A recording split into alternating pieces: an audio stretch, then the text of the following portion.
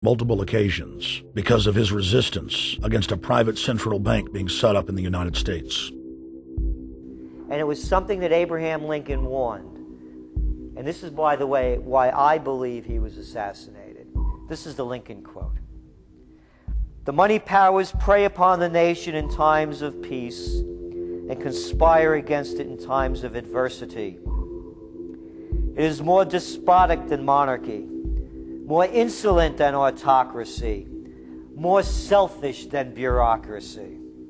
I see in the near future a crisis approaching that unnerves me and causes me to tremble for the safety of my country.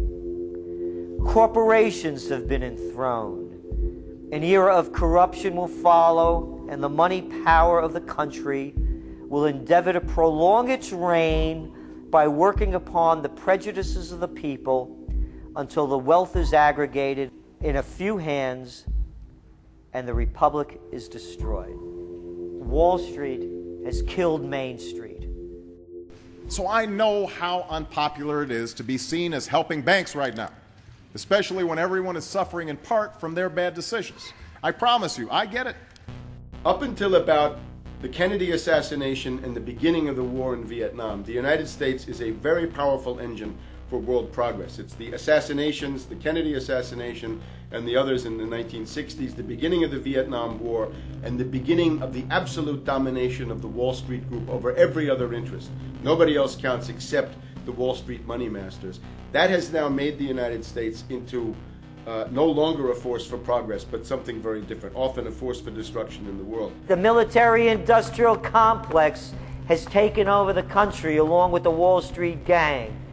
If you look also at the people that Obama has put on his appointments list, it's all Wall Street. It's government of Wall Street, by Wall Street, and for Wall Street. There's nobody from heavy industry. There's nobody from the auto sector, nobody from Silicon Valley, nobody from big oil, nobody from defense, no labor, no women, no retirees, no small business, nothing. It's pure Wall Street. The only people who have a voice in Obama's councils are Wall Street finance oligarchs. That's all there is. Nobody else counts for anything under Obama. It's the most extreme Wall Street administration we've ever had. Before his death, President Woodrow Wilson apologized to the public, regretting that he had been deceived by a group of international bankers and the country's financial system had fallen into their iron grip via the Federal Reserve Act of 1913. Whether sought or unsought by the military-industrial complex, the potential for the disastrous rise of misplaced power exists and will persist. Dwight D. Eisenhower, he warned the people that the military-industrial complex was taking over the country. Only 3 years after leaving office, President Eisenhower's prophetic warning concerning the threat posed to our system of government by the military-industrial complex came to pass. President John F. Kennedy had enraged the entire elite network. Now, Kennedy was brought in as somebody who was expected to be a puppet. It was thought that his pro-Nazi father, Joseph P. Kennedy, the bootlegger, the speculator, would guarantee that Kennedy would be obedient to the establishment. They thought that Kennedy was a sex maniac who could be manipulated through all of this, but it turned out that through his personal suffering, Kennedy had discovered a personal sense of himself which went beyond just being a puppet, and he began to think about things like economic recovery, world peace, having a space program, making deals with the Soviets, cutting the Federal Reserve down to size, and a whole series of other things. Executive Order number 11110, signed by President Kennedy, began the process of abolishing the private Federal Reserve. Kennedy was also pushing for real civil rights reform and had begun the process of pulling the troops out of Vietnam. The last time you had an actual president was Kennedy. The oligarchs took swift and decisive action. When John Kennedy attempted to take the government back from the robber barons, he was brutally murdered. The message to future U.S. presidents and leaders across the world was clear: do as you're told or die. John Fitzgerald Kennedy was the last true president of the United States. And until the globalists are removed from power, we will never have another real one. The other thing about the American presidency you've got to remember is that this is a puppet post. it's automatically going to be a puppet post. The idea that Obama is somebody who's going to come in and exercise real authority when he's obviously been chosen and given everything that he's got by these financiers. Presidents are now little more than corporate pitchmen who take all the political heat, while the controllers remain in the shadows, safe from public scrutiny. Hip-hop icon KRS-One is not just known for selling millions of albums. He has led a tireless crusade against youth violence and has been a strong voice for human rights. If they controlled it before, what makes you think they're not controlling it now? The country was on a verge of revolution. They threw a black man up. Now we like this.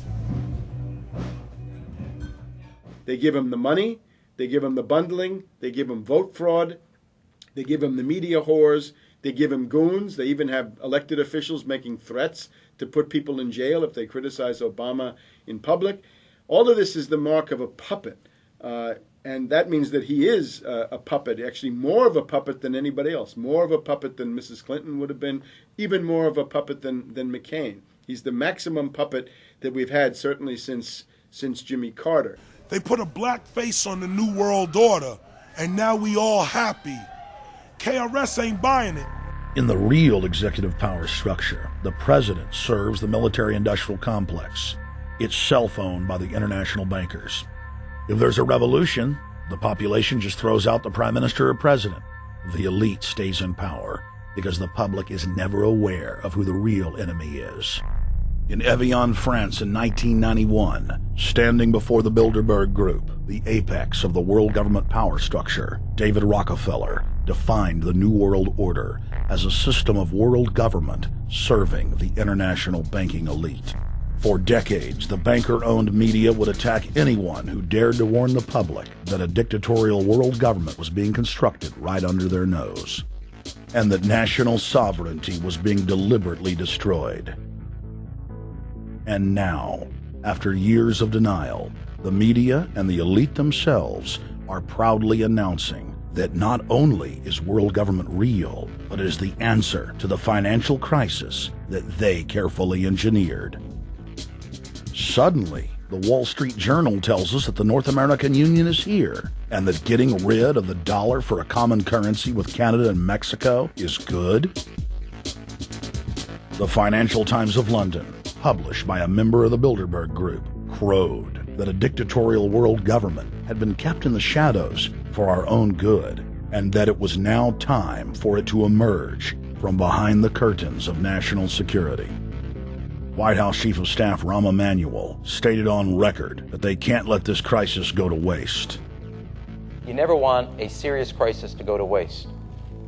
And what I mean by that, it's an opportunity to do things that you think you could not do before. And Henry Kissinger, who gave Barack Obama his first job out of college, told national television that the economic collapse was a great opportunity to bring in the New World Order. He went on to say that Barack Obama was the perfect person to sell it to the world. But he can give a new impetus to American foreign policy, partly because the reception of him is so extraordinary around the world. I think his task will be to develop an overall strategy for America in this period when really a new world order can be created. It's a great opportunity. It isn't just a crisis. In June of 2006, our team traveled to Ottawa, Canada, to gather intelligence on the shadow government's agenda for the coming years. I think that's the Queen. Investigative journalist and best-selling author Daniel Estulin had been tracking the Bilderberg Group for more than 16 years. His moles inside Bilderberg informed him that the elite were planning to first run the price of gas up to $150 a barrel, unimaginable in 2006. He also reported that after suckering the middle class back into the stock market, the group was going to implode the subprime mortgage market and destroy public confidence. Well, one of the things that we're getting from this morning and this afternoon's conference, this morning conference was about the energy crisis, the price of oil. The afternoon conference, which started about 4 o'clock, 4:30, they were talking about one of the American delegates. I wasn't told who exactly it was, was talking about the the concern that the American citizens have had with the housing prices going down, so they're not investing that money. So what they needed to do is they needed to create the illusion that everything is going well. So what they're going to do over the next year and a half is to bring the market back up to 1998, 1999 levels. They're going to get all the suckers to invest whatever little money they have left over, and that's when they're going to make the economy